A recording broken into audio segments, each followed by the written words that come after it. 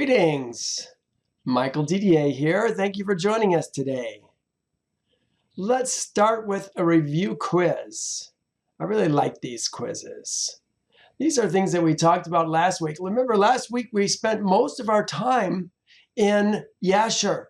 We haven't been to Yasher in ages, and we found out some amazing things. I hope if you weren't here, you'll listen to that class. This is a review. Many of these questions are from that particular book. In the 36th year of Israel's time in the wilderness. Remember, there is a blank spot in Torah from the second year to the 40th year. 38 years in Torah are skipped. In Yasher, we found out some things that were going on during that time. This is one of those things, and it's a very important thing that we've got to remember and understand. It says in the 36th year of Israel's time in the wilderness, this is 4 years before we came to our place we left. I don't want to give the answer to one of my questions. In the 36th year of Israel's time in the wilderness, Moab lost their land between which two rivers? You know what? Geology and understanding, maybe it's not geography, it's things that we've got to understand if we're going to be acclimated to be able to, when we see these things, understand where they are. Reading about it in the Torah and not understanding where it's at doesn't do anything towards understanding. We got to get understanding. And because we're taking the time to do this, we saw some amazing things. Most think that Israel came from the east side of Moab into the area where Sihon was. But actually, we came from the Jordan River. We came up. And we're going to see that very clearly today. Which two rivers was it? It was the Arnon River and the Jabbok River. That land used to be Moab. And it's pronounced Moab. That land used to belong to Moab. And Sihon, Jehovah put it in his heart to take Moab's land in the 36th year. So we didn't take the land that was Moab's, we took the land that was somebody else's. I may have just said the name, and I didn't want to do that because that's my next question. Who were the two kings that ruled on the east side of the Jordan? Do you remember their names? Important that we remember these guys' names. The one that took Moab's land was Sihon, king of the Amorites. Amorites. That's a Canaanite. He's a son of Canaan. The other one was Og, king of Bashan. Remember, he was a giant. We're going to see, I think today, that his bed was 13.5 feet long and 6 feet wide. He was a monster of a man, probably twice the size of most men. More than twice the size of most men. Okay. After the spies returned and Israel rebelled against Jehovah, they were sent away from this place, and 38 years later they returned once again to this very place. What is the name of this place?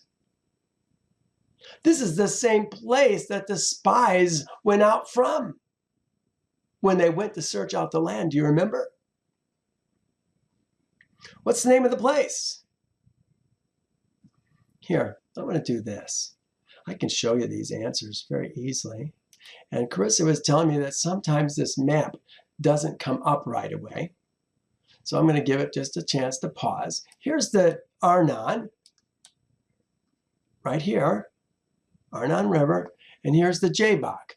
This land used to belong to Moab. Now we're talking about the place where the spies left from, where we left from when we rebelled against Jehovah. We had to go south. Here it is right here. It's Kadesh. My map says Kadesh Barnea. but we're talking about Kadesh. Usually the scriptures talk about Kadesh. But this is where it's coming from. This is where we're at right now. Next question. Where did Miriam die? Do you remember? It was right in Kadesh. Where did Aaron die? We're going to see today, we saw it actually in Yasher. We're going to see it today in Numbers, that he died in Hor, Mount Hor. We're going to talk about Mount Hor in just a moment. Let me ask you this now. Who was the king on the west side of the Jordan that caused Israel to want to go back to Egypt once again? Do you remember we talked about him last week? This is a hard question. Most of you, I would be surprised if anybody got this. Here, I'll show you the map. Maybe that will help you. This is the man right here, Arad. King Arad. The city was named after himself, called the city of Arad as well. And they battled with these men in this area, and the area, when they took the victory, was called Hormah. Hormah really wasn't a city so much as it was a territory. Next question. Now, who is the king on the west side of the Jordan that caused Israel to want to go back to Egypt once again? Remember, oh my gosh, you know what? Torah doesn't even say this, but Yasher does. We saw this man. They said he had a heavy army that was getting ready to come against us. And we, being the scaredy cats and not knowing who Yehovah is, were willing to go back to Egypt once again. Oh my goodness. We left, many of us, and we went 3 days journey to the south towards Egypt. And we stayed there for 30 days. And it was, well, here, I don't want to spoil my next question. Many in Israel ran away, but it was one tribe in particular who forced them to return to Mount Hor. Which tribe was it? Which tribe was it that caused us to return to Mount Hor? Do you remember? It was the Levites. Gosh, it seems like the Levites are always the ones who are setting the example. It's amazing that when he talks about the 144,000 in the last days, chapter 66 of Isaiah, he says he will choose some as Levites and some as priests. Isn't that interesting? Why? Because these people set the example of what it means to follow Yehovah. I want to be one of the Levites. I'd like to be a priest, but I want to be at least a Levite. Well, Father, have your own way. Here's the next one.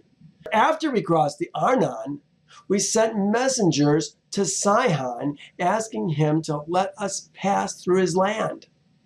What was his reply?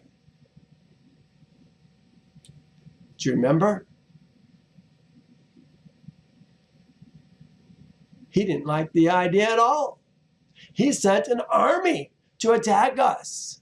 And that was the, what should I say, the reason we took his land. Did Yehovah plan on taking his land? You know, we kept asking for permission to go through their land. We won't bother anybody. Just let us pass through on the road. Where are we going?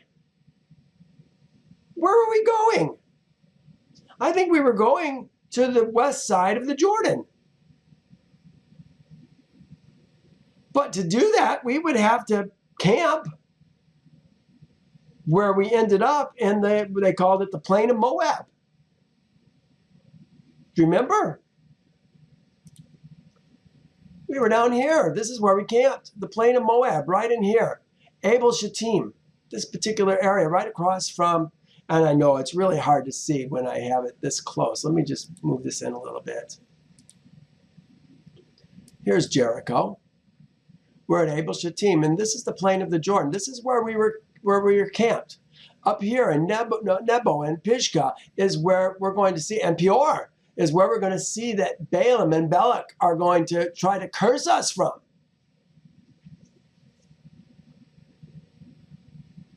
Next question.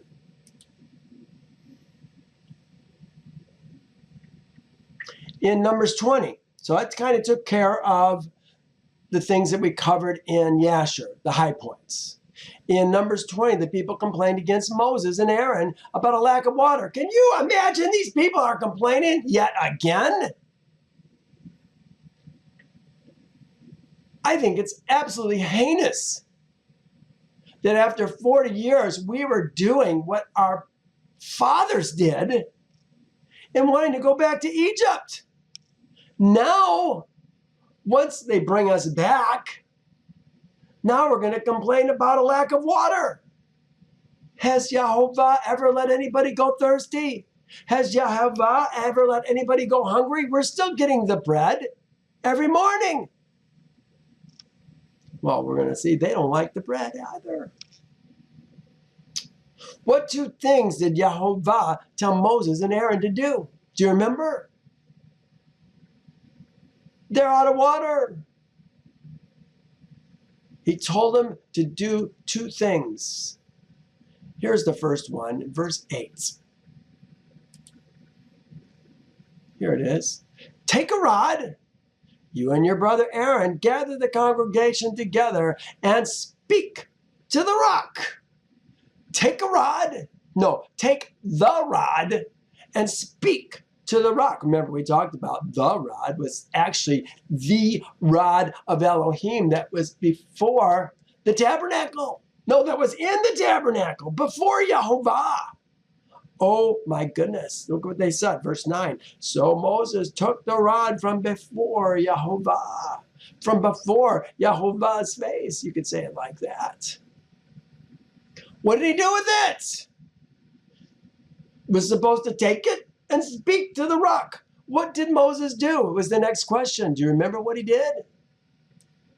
Verse 11. I'm going to give away my next question. Then Moses lifted up his hand and struck the rock twice with his rod. Oh my goodness. He disobeyed Jehovah. Oh, I think this was a critical disobedience that he did. I think it violated a shadow picture for these last days. We talk about Israel's seed having the rod of their mouth. The rod of their mouth in Leviticus 11. Now, he was supposed to speak to the rock. Have the staff, speak to the rock. Jehovah was setting up a shadow picture, and because Moses disobeyed, I think the punishment was more severe for Moses because Jehovah wanted to call our attention to this particular disobedience, I guess, that Moses had done. Just a couple more questions. Moses asked the king of Edom, while we were still in Kadesh, to pass through his land to which road? Do you remember what the name of the road was? This is a road that's going to go through Edom, Moab, Sihon's territory, which was Moab's territory, and then through Og of Bashan's territory. It was called the King's Highway. That's what we wanted to do. We wanted to get to the King's Highway. We ended up having to take an alternative route to get to the King's Highway. Do you remember what the king of Edom said? Oh, here, let me just show you 14. Here's where we were going. This was our request. Now Moses sent messengers from Kadesh to the king of Edom. Thus says your brother Israel. Remember, Edom is Esau, Jacob's brother. You know all the hardship that has befallen us, how our fathers went down to Egypt, and we dwelt in Egypt a long time, and the Egyptians afflicted us and our fathers. Oh my goodness, if we just remember the history of Esau, Edom coming against Jacob, even in Egypt. We don't understand. We don't see it. Jacob, when he was being buried, remember, that's when Esau died. They were trying to take the cave at Machpelah for themselves. And it was at that time that we took a man, a son of Eliphaz. Remember, Eliphaz was a son of Esau. We took a son of Eliphaz. His name was Zepho. And a bunch of other men. I think it was 28 men. And we took them captive. Joseph brought them back to Egypt. And they were held captive in miserable conditions for years until Joseph died. And it was at that time that Zepho escaped and went to Egypt. Well, there was a point where Midian, East Seed, they're called, probably relatives of Ishmael, and Seir the Hittite and his seed, who was living with Esau and his seed. Esau led them all down to Egypt, and we rocked their socks, killed 600,000 men in an army that was without number. When Esau came back, Seir the Horite and his seed were so devastated, all their mighty men had perished. They asked Esau and his seed to leave. He wouldn't leave. Instead, they warred against Seir and his seed and took their land. We used the king of Africa, Esau went to him, to get support for his troops so he could defeat Seir the Horites and his seed and take their land. Esau eventually wiped him off the face of the map. Seir's seed and Seir's land, the young men became their servants, Esau's servants, and the young women became their women to raise up more seed of Esau. Well, that's going to be an important story, and this is why I took the time to do it, because we're going to see today there's going to be something going on that's going to have a direct effect on this situation. King of Edom, what was his reply? Here it is, verse 18. It actually goes on beyond this. It says, then the king said, you shall not pass through my land, lest I come out against you with a sword. Yeah, there's animosity. There's always been animosity between Esau's seed and Jacob's seed. And Israel's seed said to him, we will go by the highway. If I or my livestock drink any of your water, then we will pay for it. Let me only pass through on foot, nothing more. And what does he say? Then he said, you shall not pass through. So Edom came out against them with many men and with a strong hand. Jehovah told Israel, don't fight against Esau. Nothing of his is going to be yours. So we left. Last thing I wanted to mention is this. Next we came to Mount Hor. It seemed to me to be an act of aggression. Remember me talking about that? We were in Kadesh. And now we're going to Mount Hor right after he told us, you shall not pass through my land. Here's what I was showing you last week.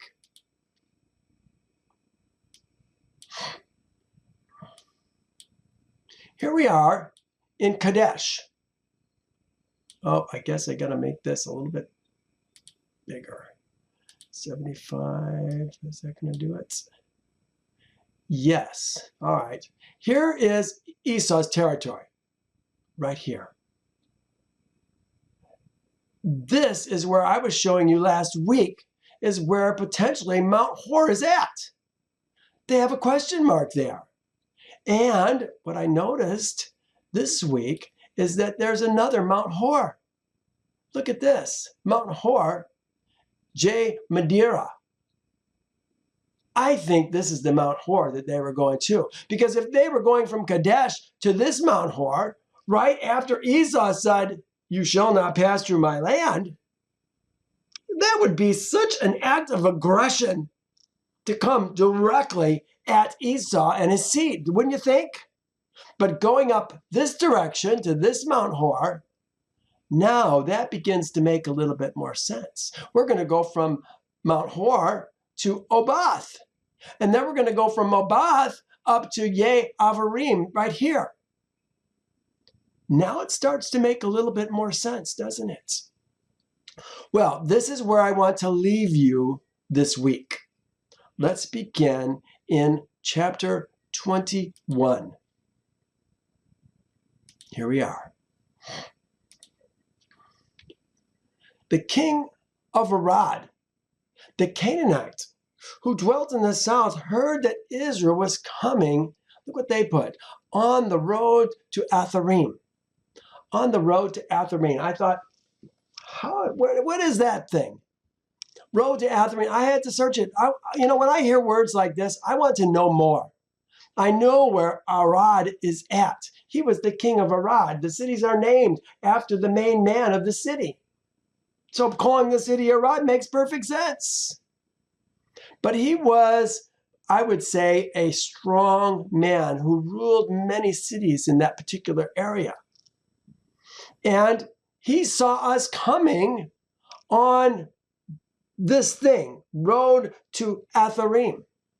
Well, I did some research, and it appears to me that this is the spies' way. They were coming on the spies' way. This Tav Resh is where we get the word tour. It's where we get the word, there's some other words here. Tour, tire, travel. Let me read this to you. This is from the ancient Hebrew lexicon of the Bible. They said tour or border. Tour is an action, border is the concrete. They're coming on the spies' way, the Atharim way. The pictograph, Tav, is a picture of two crossed sticks representing a mark. The Resh is a picture of a head of a man. Combined, these mean mark of man. The border of the land owned by an individual. Who owns the land that belongs to Israel? That belongs to who the Canaanites are in right now? Well, that's a long story. But Yehovah promised to give Israel's seed the land. Remember, it was about the seed and the land. When we buried Isaac, Esau and Jacob debated over who was to get what. And it finally turned out that Jacob took the land, even though the Canaanites were in it, and gave Esau all the stuff, the servants, the precious metals, the flocks and the herds, the servants. They all went to Esau. He took them off and went to Seir with them. He said, you can have the land. You don't even got the land. But it's still our land, isn't it? We forget whose land it is. Remember, we already defeated these Canaanites once. Jacob and his seed, his sons, they defeated them.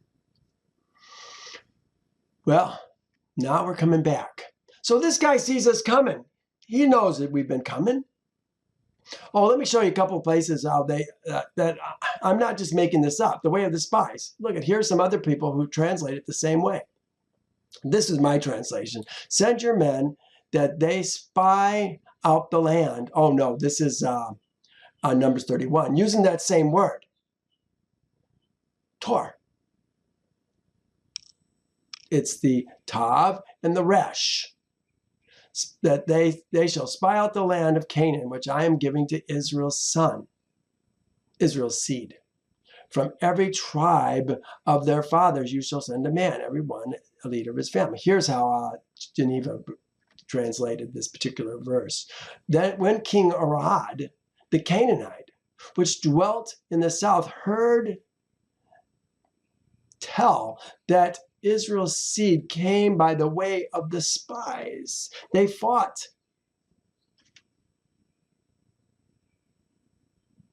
They fought against Israel and took of them prisoners. I know it's really weird spelling. It's Geneva Bible. Here's how King James translated it. And when King Arad,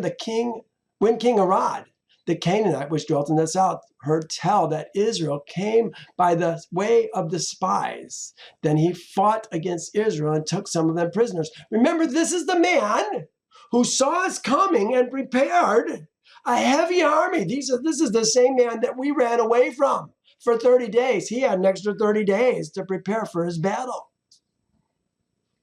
Again, the literal translation says, and King Arad, the Canaanite, who lived in the south, heard that Israel had come by the way of the spies. He fought against Israel and took some of them captive. Okay, so Atharim, some people translate this as the way of Atharim, which is what New King James did, and some translate it as the way of the spies, which is what International Standard Bible Encyclopedia suggests, and also the ones that I had just mentioned here talk about the way of the spy. There are others, but those were the main ones that I wanted you to see. It says he fought against them, took some of them as prisoners. So Israel made a vow to Jehovah and said, if you will indeed deliver this people into my hand, then I will utterly destroy their cities. Well, remember, this is what's going to happen. We ran away. We finally came back, made a vow. We have to have you, Father. We can't do it. These guys are big. Strong, heavy armies. Probably it was even on this plain that they had even chariots, I would guess. So Israel made a vow. I read that. And Jehovah listened to the voice of Israel and delivered up the Canaanites. And they utterly destroyed them and their cities. So the name of the place was called Hormah. Look at that. The name of the place was called Hormah. I put Hormah is not a city. It's a battlefield or a region with many cities in it. Hormah means utter destruction. Utter destruction. Then they journeyed from Mount Hor, look what it says, to the way of the Red Sea. The way of the Red Sea? Where's the Red Sea? We're talking about way down south. That's the Red Sea. No, what are we talking about here? It's the way of Yom Suf.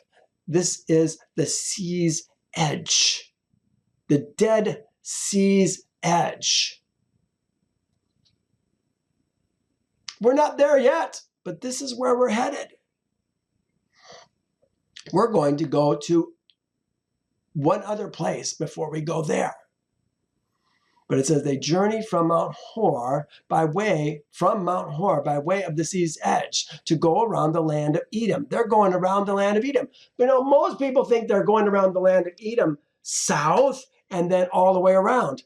Not at all. We're going on the sea's edge. Yom Suf, the sea's edge is where we're going.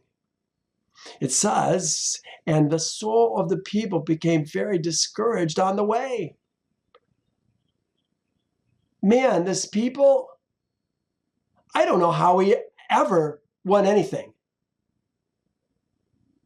It must be just a few men in Israel that's keeping everybody going. Because this is a rebellious lot that we have with us. Watch what's going to happen now. It says, and remember, we just got through with the water. Jehovah just made himself strong in showing that he can still bring water from a rock. Their father saw it. Some of these guys may have seen it. They were younger than 20. They survived these last 40 years. But now listen to what they're saying. Yeah, here we said the way of the sea of reeds. It's the sea's edge. The sea's edge. Here's Yam Suf. Here's Suf that we're talking about right here. Suf. It means edge, reeds. And they departed from Mount Hor by way of the Sea of Reeds to go around the land of Edom. But the being of the people grew impatient because of the way. Listen to what they're going to say. The people spoke against Elohim and against Moses. They said, "Why have you brought us out of Egypt to die in the wilderness?" Sound familiar? My gosh! For there's no food and no water, and our soul loathes this worthless bread. Oh my gosh! Worthless bread? The bread that's kept them alive for 38 years in the wilderness, that's still keeping them alive, they're calling worthless? But they're talking about the manna, which is sent from heaven. Shame on them. I think most feel the same way about Yehovah's Torah, the bread of life, which was sent from heaven, worthless. Look at, here's the word that they're using, lechem is the one, bread. But here's the other one, insubstantial. Kelakal. Ha-kelakal. The worthless bread. That's what we're talking about. This worthless bread.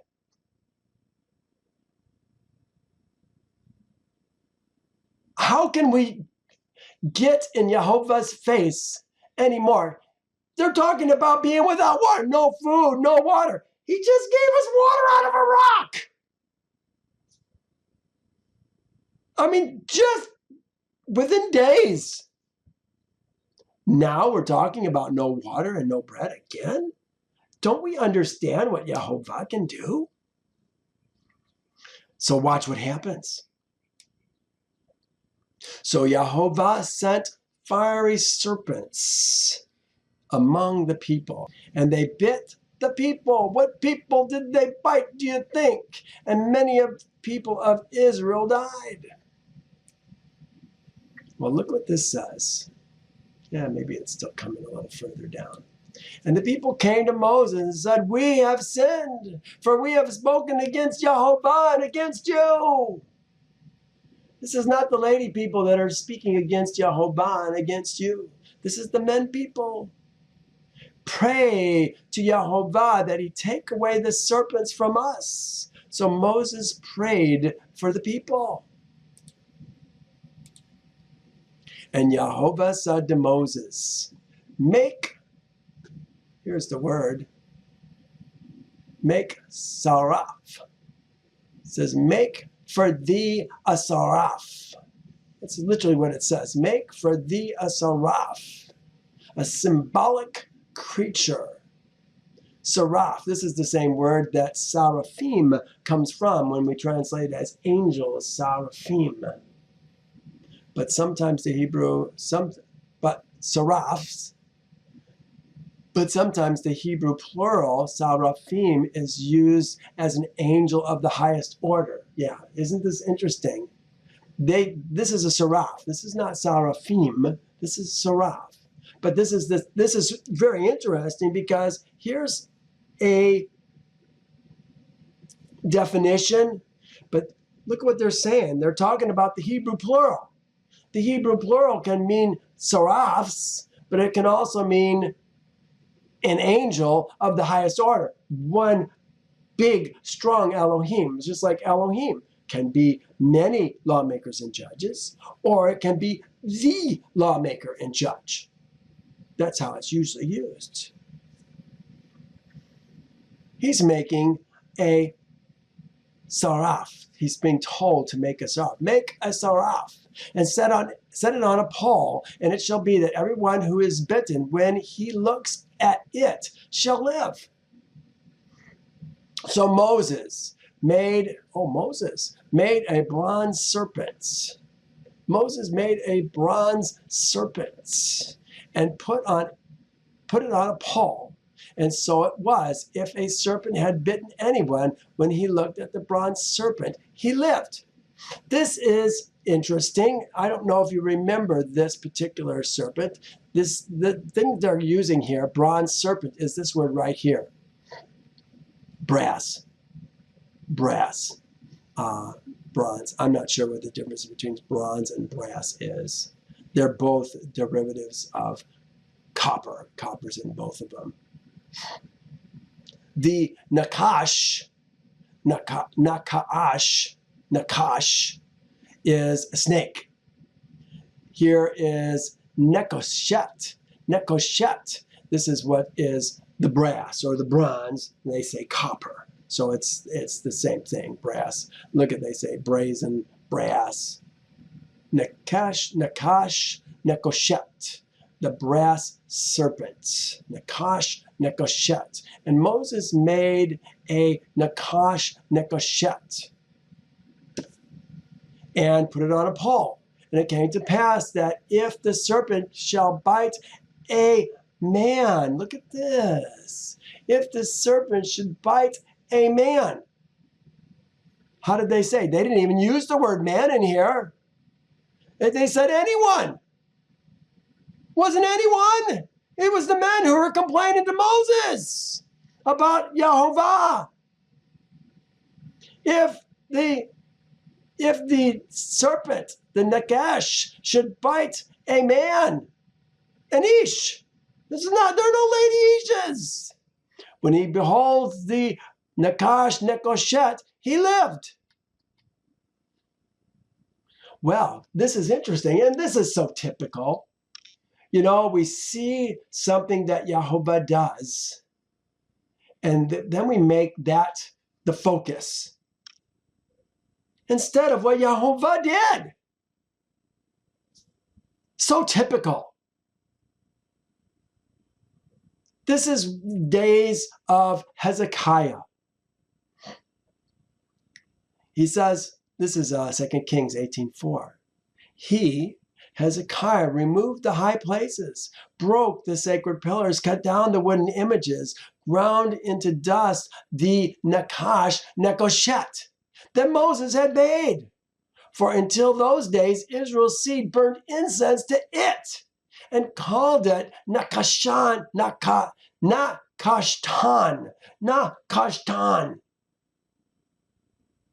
Instead of being a bronze image, they made it something.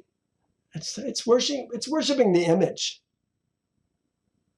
Instead of focusing on what Yehovah did to save them, they're focusing on this image, and they started burning incense to this image.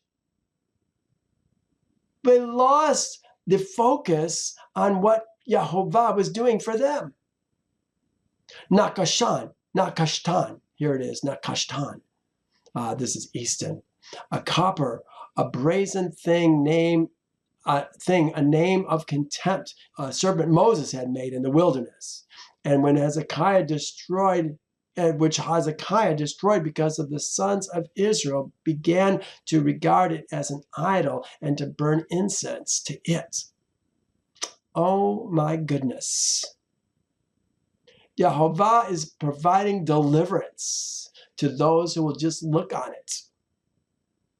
What he did for them to deliver them from this plague that he was sending on them.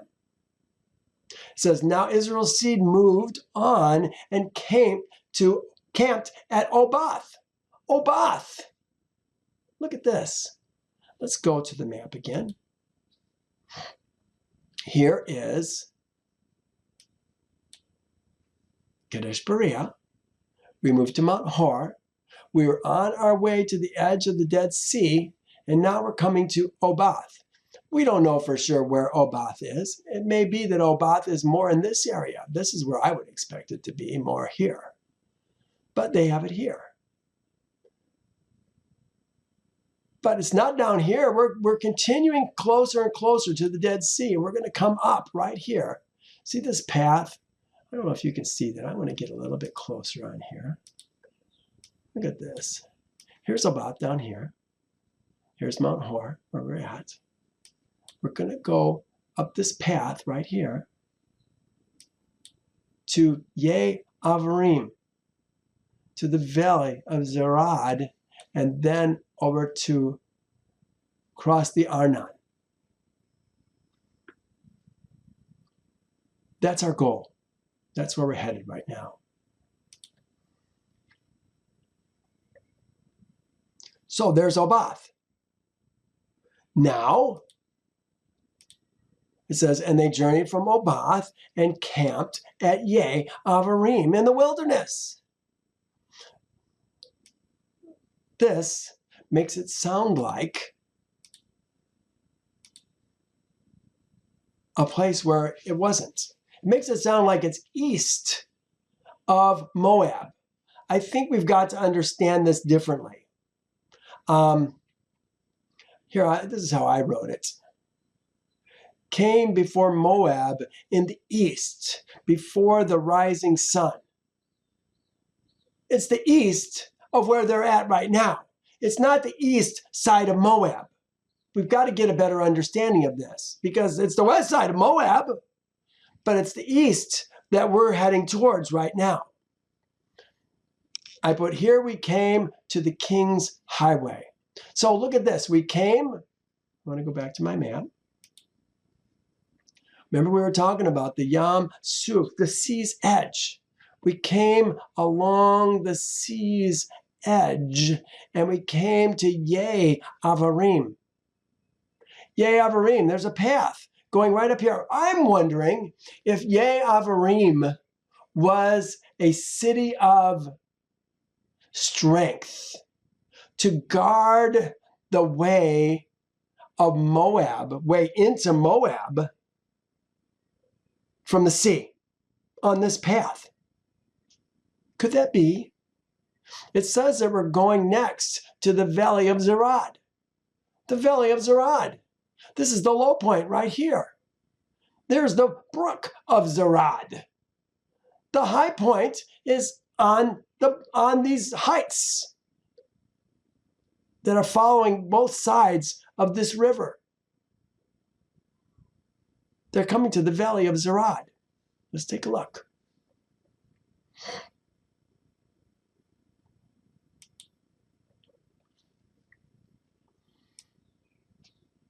It says, from there they moved and camped in the valley of Zerad. The valley of Zerad.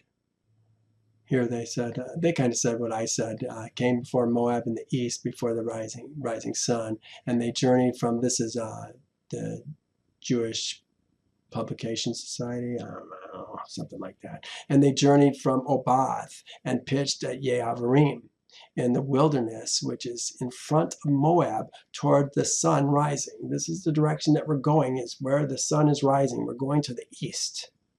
Once we got down to the edge of the sea, then it's east. All right, let's see my note for Zerad. This is near the Zerad Brook. Yeah, that would make sense. The valley of Zerad is near the Zerad Brook. I didn't see that before. I saw that this week as well. From there, we moved and camped on the other side of the Arnon, which is in the wilderness that extends from the border of the Amorites. Extends from the border of the Amorites. For Arnon is the border of Moab, between Moab and the Amorites. Yes, remember, that was the Amorites that took the land from Jabbok all the way to Arnon. Well, this we're talking about the brook Arnon. There's a city called there. Here, let me just show you the map first.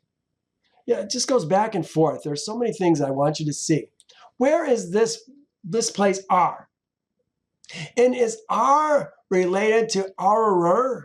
Aroer talked about Ar being on the heights the heights. Look at where that is. Aroer. It's on the heights. I would expect it probably to be over here on the south side of the Arnon. There's probably a bridge there. And again, Ar seems to be the city that is protecting that crossing. Did Ar belong to Moab? Or was Ar taken from Moab and it belonged to Sihon? If it's on the north side of the river, I would think Sihon got it. It's on the heights. Maybe it was harder to attack it since it was on the heights. I don't know. But we cross the Arnon here. Let's hear what it has to say. This is going to be a bit of a hiatus. Here, we just read this. From there, they moved and camped on the other side of the Arnon, which is in the wilderness that extends from the border of the Amorites. For Arnon is the border of Moab, between Moab and the Amorites. Remember, didn't used to be like that. The other side of the river belonged to Moab up until 3 years ago. The reason we're able to go through Moab's land so easily is they don't have any way to defend it. They didn't want us to come through the land. We did it anyway. But they couldn't defend us because their men were destroyed, run off by Sihon. So we were able to go through their land to get to the king's highway. We didn't bother them. We simply went to the king's highway and then across the Arnon. Well, now we've got a little bit of a hiatus, and it starts with all this stuff in yellow. Let me read this. Therefore it is said in the book, the Sefer of the Wars of Yehovah. What is it said? They put Wahev in Safha. I thought, what is that? Here's what I found. Writings, the book, the Sefer. This is what we're talking in the Sefer. In writings. A Sefer is something written. All that is highlighted in yellow is the writings. It concludes with us on Pisgah looking down at the destructions we had made in the land of the Amorites. So this is kind of a future event in a sense. All that we're reading here in yellow, which ends with us looking down at Pisgah, from Pisgah at the destruction. Writings here. Therefore it is said in the writings of the battle of Yehovah, what he did, there it is. This is the word they're translating as wahev. It's vahev. What he did in the consuming. Here's the word hurricane, tempest. They make it Red Sea. Often they make it Red Sea. What he did in the Red Sea, I don't think it fits. I think it looks like this. What he did in the consuming at the brooks of Arnon. What's going to happen in this territory after we crossed the Arnon? Again, we're talking about this word suf. Edge is how we translated it here, on the sea's edge. There's a couple different ways it can be translated. One is consume. That's the action.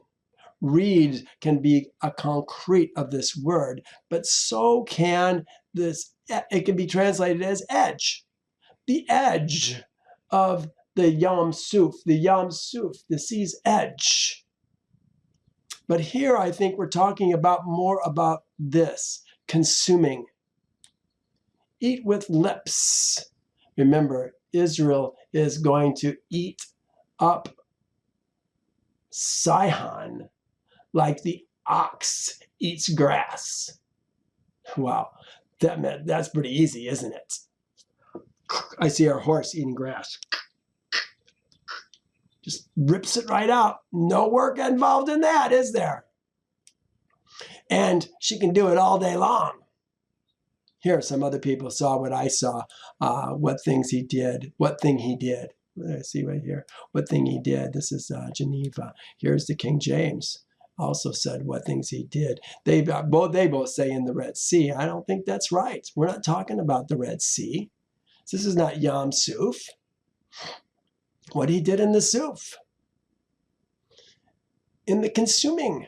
I think that's really what we're talking about. In the consuming at the brook of Arnon. What happened at the brook of Arnon? Let's find out. And the slopes of the brooks that reaches the dwelling of Ar.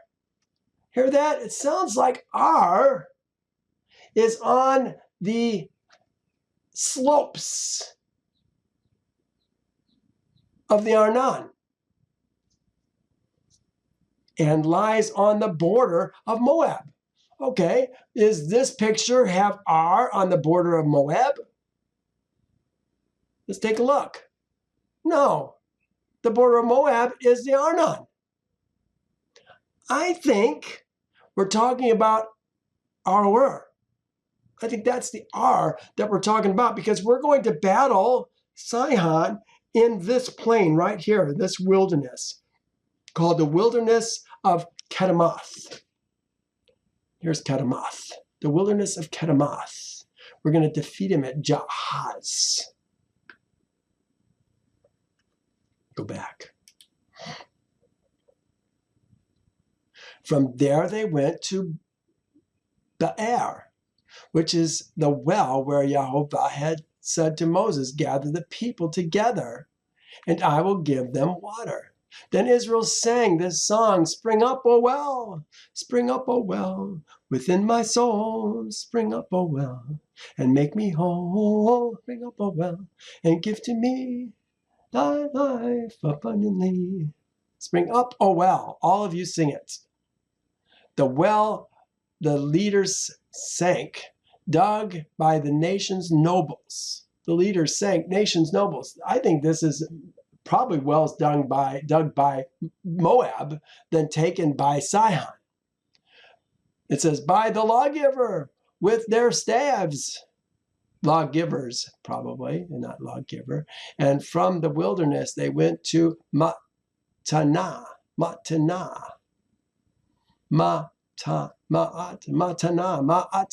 perhaps. And from Ma'atana to Nakaliel. And from Nakaliel to Bamath. And from Bamath to the valley that is in the country of Moab, to the top of Pisgah, which looks down on the wasteland. So here's where we finished this, essentially a hiatus.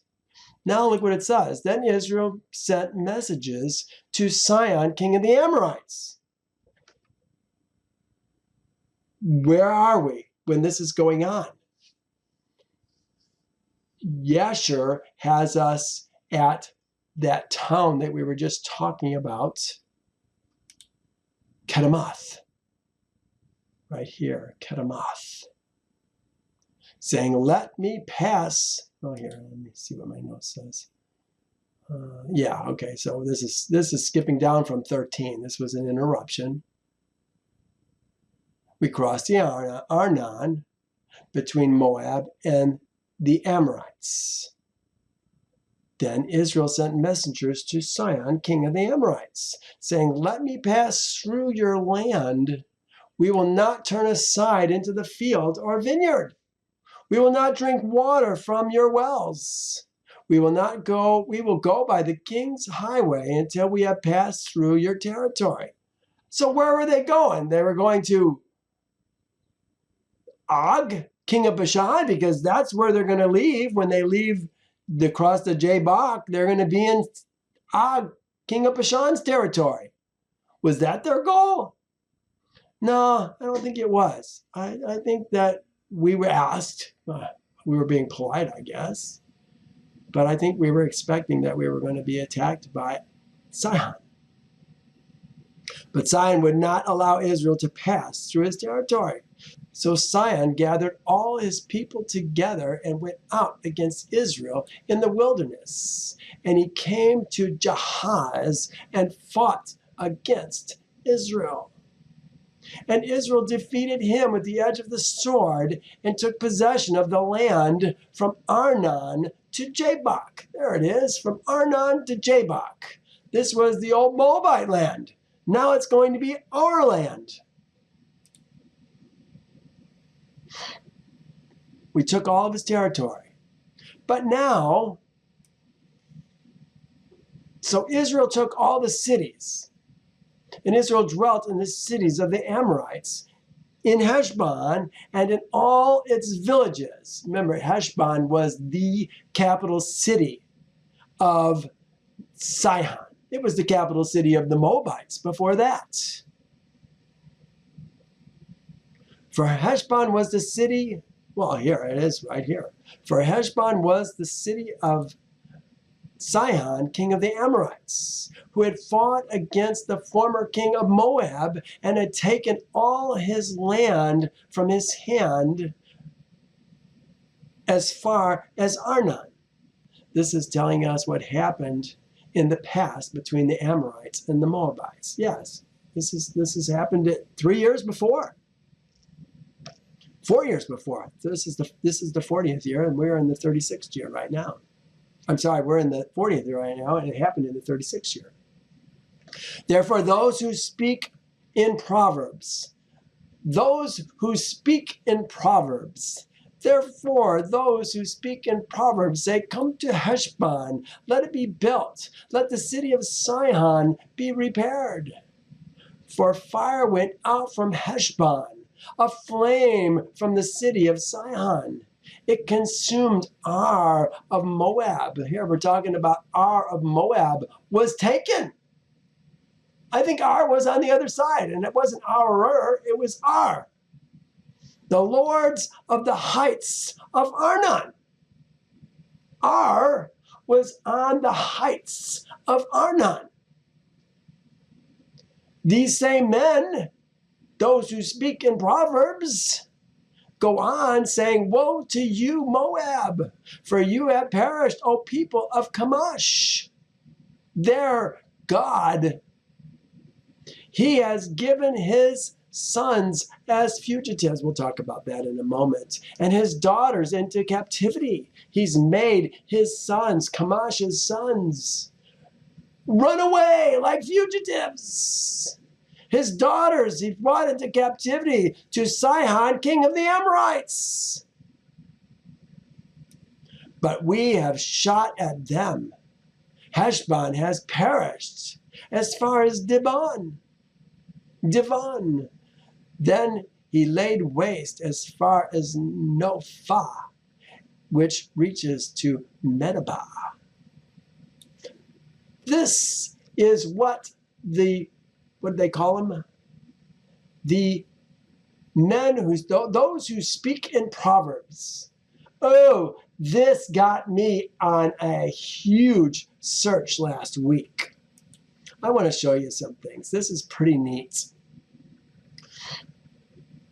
This was in Yasher.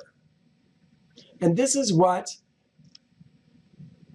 Sihon called for Beor and Balaam, his son, to come and curse Moab for him. This is what we saw last week in Yasher. And they did. And this is what they said. This is the curse.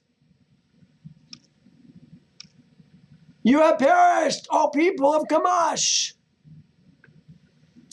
Well, listen to this. This is what it says in Yasher. Therefore, the parable speakers. Who are the parable speakers? Those who speak in Proverbs. Beor and Balaam, his son, uttered these words, saying, come unto Heshbon, the city of Sihon, will be built and established. Woe unto thee, Moab! Thou art lost, O people of Chemosh. Behold, it is written in the book of the law of Elohim, the Torah of Elohim. There it is right here, it's written. I put this section from verse 26 to 30 as yet another hiatus to describe how Sihon happened to get this land. It's talking about those who speak in Proverbs. This really got me interested because I thought, who is it that speaks in Proverbs? I remembered this verse right here. And it got me searching for Beor and Balaam.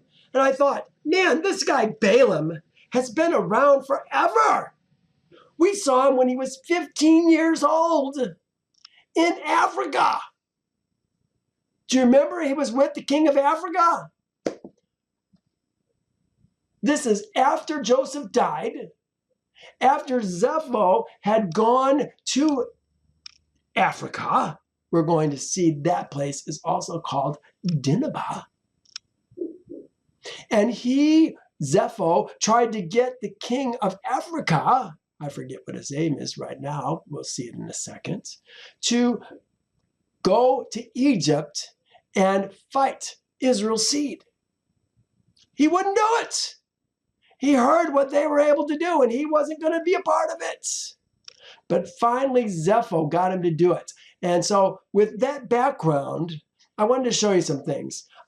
Here's Numbers 21. All the words which were prophesied, perhaps divined by Beor and his son Balaam.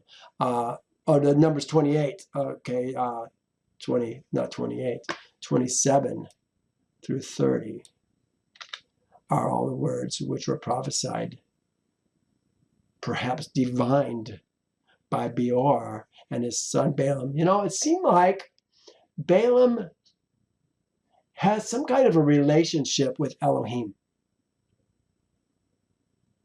Jehovah speaks to Balaam.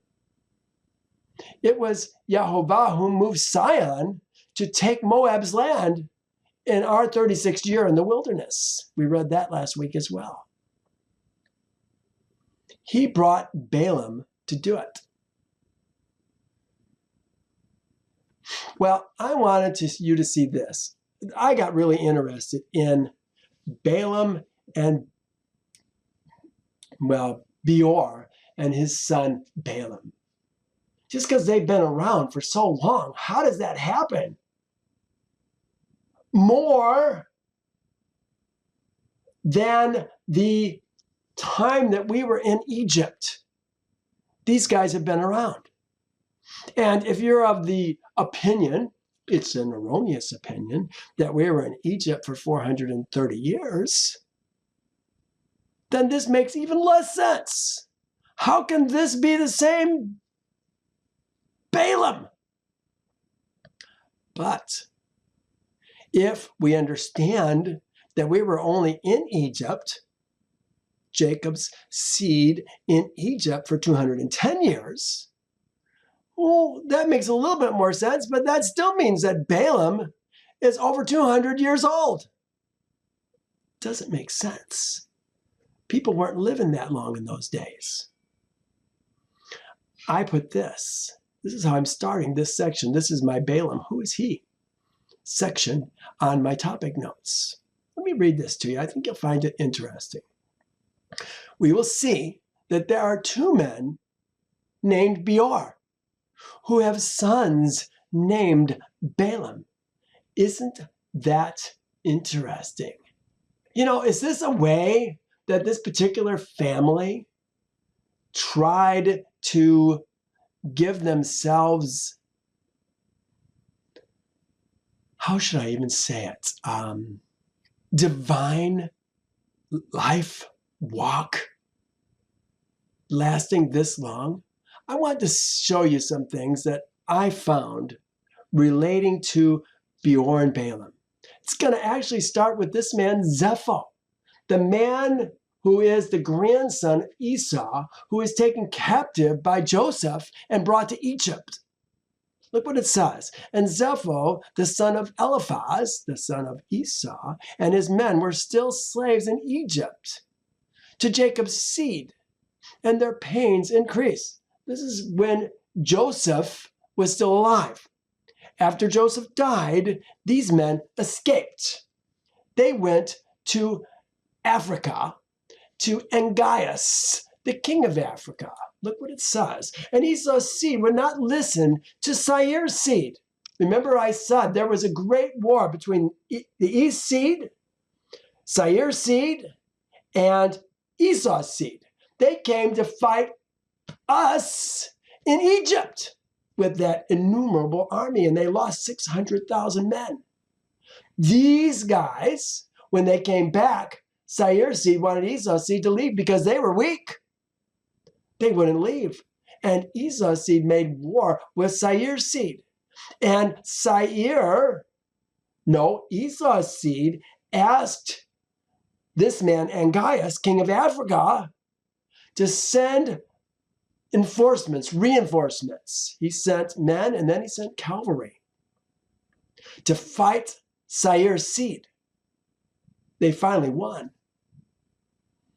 And there was a man among these men that came whose name was Bela.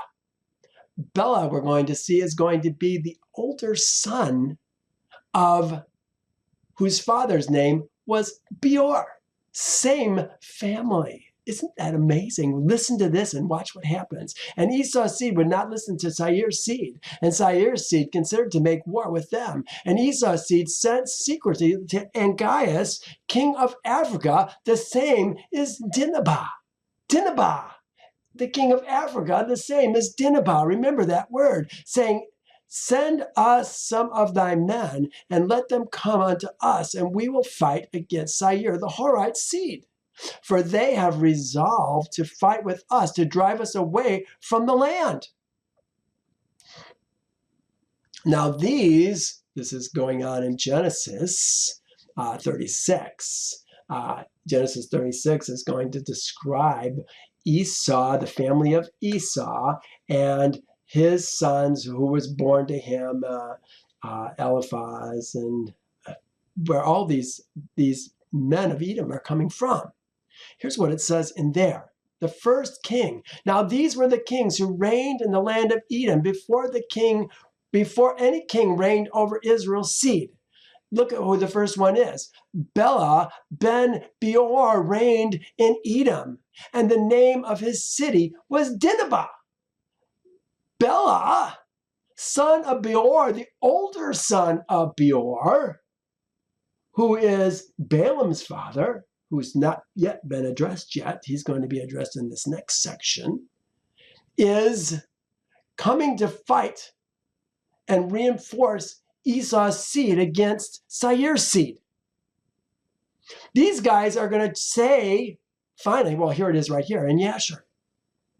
Look what it says. Therefore Esau's seed swore, saying, from that day forward they would not choose a king from their brethren. Remember, Yahovah tells Israel that the king's got to come from among the brethren. But Esau's seed is rebellious, and they're not going to take a seed from among the brethren. Who are they going to take? Find out. Look. But one from a strange land unto this day. And there was a man there from the people of Janeas, king of Dinhabah. Who was it? His name was Bela ben Beor, who was a very valiant man, beautiful and comely and wise in all wisdom, a man of sense and of counsel. And there was none of the people of Janeas like unto him. And all Esau's seed took him, anointed him, and they crowned him for a king. And they bowed down to him, and they said unto him, may the king live. May the king live. I put Bela is Balaam's, senior Balaam's. Remember, I said there's 2 Beors and 2 Balaams. This is Bela is Balaam senior's. Bela is Balaam senior, Ben Beor's senior, older brother. Oh, I don't know if you can really grasp even what I'm saying. There's 2 Balaams, there's 2 Beors. These are the seniors. Bela is Ben Beor Sr.'s son, and Balaam Sr.'s older brother. I guess that's the best way I can say it. Here's what it says in Yasher now. This is the introduction of Balaam. Balaam's already there. Balaam's an older gentleman. He's fighting with the reinforcements that came from Janeas, king of Africa, Dinabah, to help Esau fight Seir's seed. And it came after some time, and Janeas hearkened to the words of Zepho. Oh, now we're back to Zepho. Zepho is trying to get King Janeas to go fight Israel. He's still bummed beef that he was captive, held captive in Egypt for all those many years. And after some time, Janeas hearkened to the words of Zepho and consented to him to fight with Jacob's seed in Egypt. And Janeas got all his people in order, and people numerous as the sands of the seashore. And he formed his resolution to go to Egypt to battle. And amongst the servants of Janeas was a youth, 15 years old, Balaam, the son of Beor, was his name, and the youth was very wise and understood the art of witchcraft. I put, can this be the same Balaam mentioned in Numbers? I used to think it was, but now I say, perhaps not, because I want to prepare you for some different thinking. We met the first Balaam when he was 15 years old, and soothsaying for the king of Africa, which is Dinabah. I put, if he's 15 years old in the 75th year that we dwelt in Egypt, and we dwelt in Egypt for 210 years, then he has to be 150 when Moses leads Israel out of Egypt, and 190 plus when he is asked by the king of Moab to curse Israel. Can't be. We will see that this man or men change their loyalties at the drop of a feather in the wind. Watch what happens. First, we're going to talk about the first, Beor. This is Yashar 20:64. And Balaam ben Beor, the Syrian, Balaam, the son of Beor, the Syrian. Balaam ben Beor, the Syrian. This is Ben Beor, the Syrian. Was there in the camp of Zepho, for he came with Kittim's seed to battle. Zepho, boy, there's so much that goes on here. Zepho finally left Africa, and he went to Kittim, and he ruled in Kittim. And Zepho also left, and he went to Kittim. And now there's a battle going on, and Balaam ben Beor, the Syrian, was there in the camp of Zepho, for he had came with Kittim's seed to battle. And Balaam was a man highly honored in the eyes of Zepho and his men. And Balaam was a man highly honored in the eyes of Zepho and his men. And it came to pass, after the death of the king of Kittim, that Balaam ben Beor fled from the land of Kittim, and he went and came to Egypt, to Pharaoh, king of Egypt. Did you hear that? He worked for Dinabah, then he went to Kittim. When that king died, he went to Egypt. Back and forth this man goes. And in the 130th year of Israel's going down to Egypt, Pharaoh dreamed. The 130th year.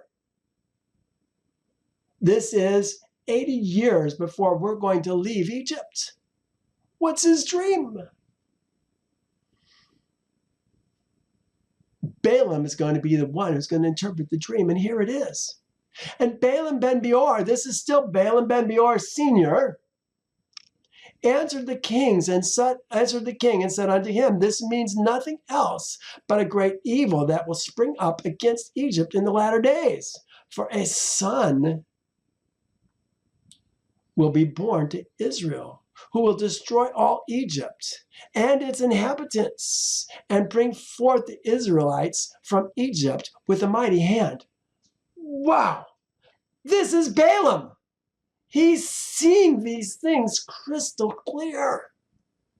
And you know what? He can't do a thing to change it. He knows what's going to happen, but he can't change a thing. And when Moses heard these things, this is years later, we're going to see later on that there's a point when Moses is going to take Pharaoh's crown and put it on his head. And Balaam is going to try and get Moses killed because of it. He knows, but an angel's going to protect him. Well, listen to this now. And when Moses heard these things, his anger was kindled against Balaam. He is talking to Israel in Egypt. He's about 15 years old. And he's finding out what Balaam did to him to try to get him killed when he was 3 years old. He's finding out what Balaam did in drowning all the kids. And he's going after him. And when Moses heard these things, his anger was kindled against Balaam. And he sought to kill him, and he was in an ambush for him day by day. And Balaam was afraid of Moses. And he and his 2 sons, there's 2 sons that Balaam had, who are they? Rose up and went forth from Egypt. And they fled and delivered their souls and betook themselves to the land of Cush, to Kikianus, king of Cush. They left. Got too hot for them. They weren't welcome there anymore. Now it says, and Balaam ben Beor, when the king of Cush had left him to guard the city and the poor of the city, he rose up and advised the people of the land to rebel against King Kikianus, not to let him enter the city when he should come home. And Balaam the magician, when he saw that the city was taken, now this is, remember, it was Moses, after he left Egypt, who went to Kikianus. Kikianus was outside a city. For 9 years, Moses served Kikianus. Well, he was outside his city because Balaam had taken it. They couldn't get back in. And after Kikianus died, they elected Moses to be the king. And Moses defeated them with Jehovah's help. And they took the city. And when they took the city, here's what happened. And Balaam the magician, when he saw that the city was taken, he opened the gates. And he and his 2 sons and 8 brothers fled and returned to Egypt, to Pharaoh, king of Egypt.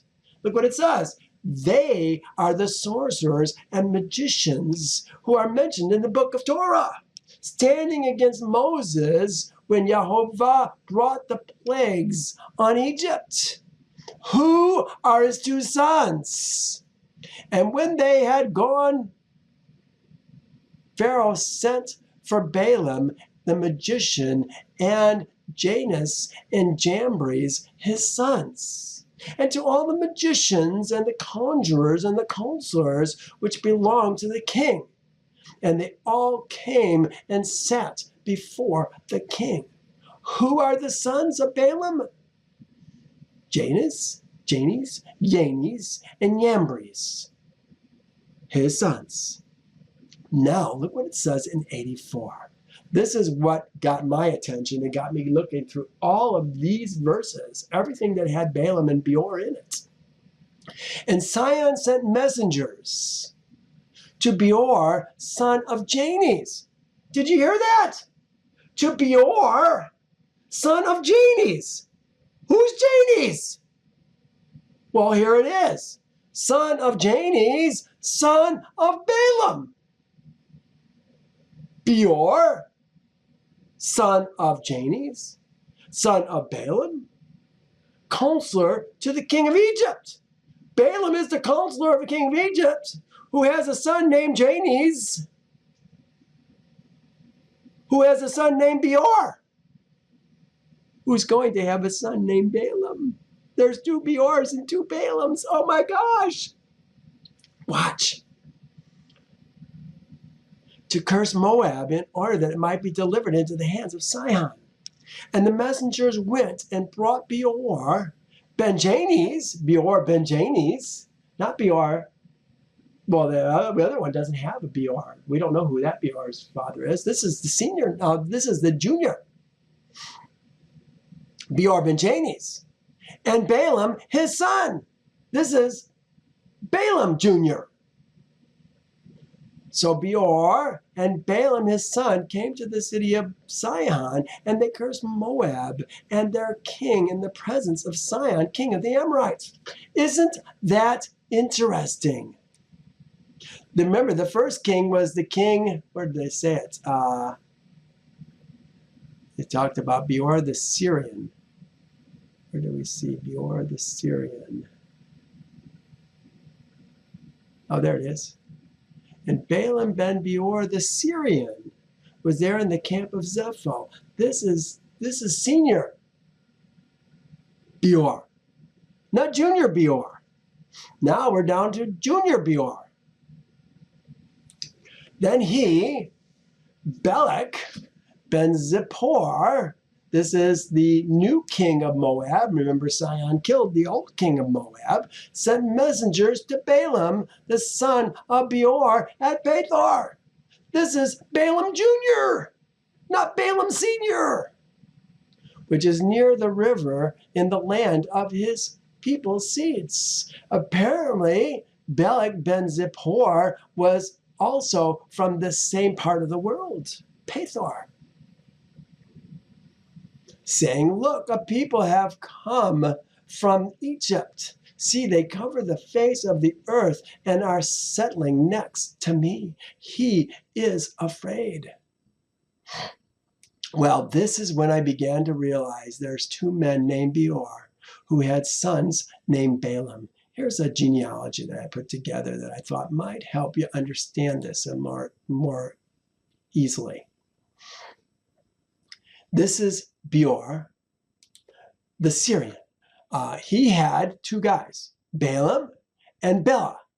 Bela, remember, Bela is that first king of Edom. Balaam had Janeas and Jambres. Janeas and Jambres. Janeas had Beor at Pethor. He had that Beor, and that Beor had the Balaam Jr., which is the one that we're talking about in 21 and 22 and 23 and 24 of Numbers. Isn't that all interesting? I'll tell you, Yasher gives us so much more information so that we can see this. But this family has plagued not only Israel, but also Moses. Moses would have died many times in Egypt, except Jehovah delivered him. He would have died because of Balaam and the things that the Balaam Sr. was doing to him. First, he tried to kill all the sons in Egypt by drowning them in the river. Then he tried to kill Moses when he was 3 years old for taking the crown off the king's head, off Pharaoh's head. Well, also very interesting. I hope you found this interesting. I know this was a bit of a hiatus on my part, but understanding who these guys are, the next 3 chapters, 22, 23, and 24, we're going to be talking about Balaam Jr. We may as well know what the roots of this man are coming from, because this is where it is. So I had some notes in here. Let's go back to my notes. I guess my first one is on 29. We're talking about the people of Chemosh. Chemosh is the Elohim of the Moabites. 30. Napha, blessed, a city of Moab, which was occupied by the Amorites. That really doesn't tell us very much, does it? It says, thus Israel dwelt in the land of the Amorites. Yeah, after we took Sion, we dwelled in the land of the Amorites. It used to be the land of the Moabites, but Jehovah used Sion to take it from them and give it to us. Now look at what this says. This is 21:32. And I questioned this last week because in Yasher last week, in fact, do I have it here? Yes, I do. Let me just read Yasher last week. I put Yasher Yasher had us going to Jazer after we had killed Og and taken his land. It makes more sense that we took Jazer before we attacked Og. Here's what it said in Yasher. And Moses went down with him with a small number of Israel's seed. And Moses smote Og with his stick. Remember, this is a 13.5-foot man with his stick at the ankles of his feet and slew him. And Israel's seed after, this is Moses that did that. And then Israel's seed afterward pursued Og's seed and all his people, the other giants, and all their people, and they beat and destroyed them till there was no remnant left of them. Moses afterwards sent Israel's seed to spy out Jazer. Jazer is going backwards. It doesn't make sense. And the spies went to Jazer and explored it, and the spies trusted in Jehovah, and they fought against the men of Jazer. Now look what it says in Torah. This makes a lot more sense. This is before we went to Og of Bashan, and after we had taken Heshbon. Then Moses sent to spy out Jazer, and they took its villages and drove out the Amorites who were there. Let's take a look at where Jazer's at.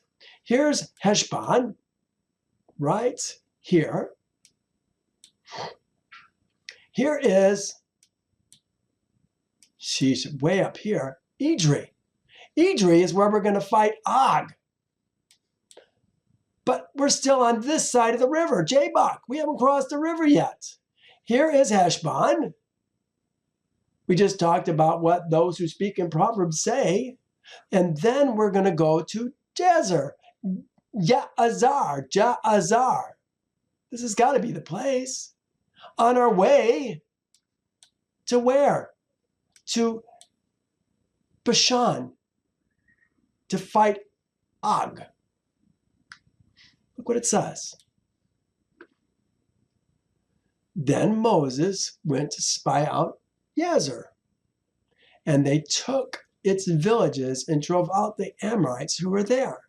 And they turned and went up by way of Bashan to Og, king of Bashan, went out against him, and he and all his people to battle at Idri.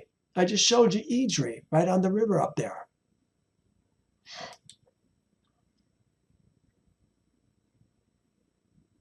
For only Og, this is Deuteronomy, for only Og, king of Bashan, remained of the remnant of the giants. Well, that's not true as far as Yasher is concerned, because it appeared that Og in Yasher, they said they had a son who was bigger and stronger than he was. Well, that's neither here nor there. For only Og, king of Bashan, remained of the remnant of the giants. Indeed, his bedstead was an iron bedstead. Is it not in Rabbah of the people of Ammon? Rabbah of the people of Ammon. I'll show you where Rabbah is in just a moment. 9 cubits, that's 13.5 feet, is its length, and 4 cubits, 6 feet, is its width, according to the standard cubit. Here it is right here. Rabbah. There's Rabbah. It's the Ammonites' land. We didn't take any of the Ammonites' land. This was on the border of it, but there's Rabbah. That's where the bed was. I don't know if it's still there. I doubt it. For we have heard how Jehovah dried up the waters of the Red Sea. This is in Joshua. For you, when you came out of Egypt, and what you did to the 2 kings of the Amorites, who were on the other side of the Jordan, Sihon and Og, whom you utterly destroyed. Here's another one about Og in Deuteronomy. And they took possession of his land and the land of Og, king of Bashan, 2 kings of the Amorites who were on the other side of the Jordan towards the rising of the sun. Now we're talking about the rising of the sun in the east. All right. Idri, we're almost done with this chapter. Then Jehovah said to Moses, do not fear him, for I have delivered him into your hand. Wow, literally into his hand, because it was Moses who killed him, wasn't it? I have delivered him into your hand. It probably says thy hand, with all his people and his land, and you shall do to him as you did to Sihon, king of the Amorites, who dwelt in Heshbon. So they defeated him, his sons, and all his people, until there was no survivor left him. And they took possession of his land. Well, I fully expected to get to chapter 22 today, but we are going to be prepared to talk about Balaam some more next week.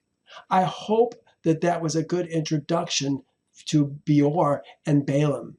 Remember when Beor Sr., the Syrian, Balaam Sr., who was born in Dinhabah, Africa, and his brother Bela, who was born in Africa, Dinhabah. Balaam had Janeas and Jambres. Janeas had Beor, another Beor. Was this intentional? And that Beor Jr. had Balaam Jr. also. I think it was intentional. I think they're trying to give these 2 men, Beor and Balaam, extra long life. So we can keep talking about Balaam, the son of Beor. Ooh, so interesting to see these kinds of things in Jehovah's word. I hope you found it interesting. Hey, thanks for joining me this week. We'll talk again next week. See you soon. Bye now.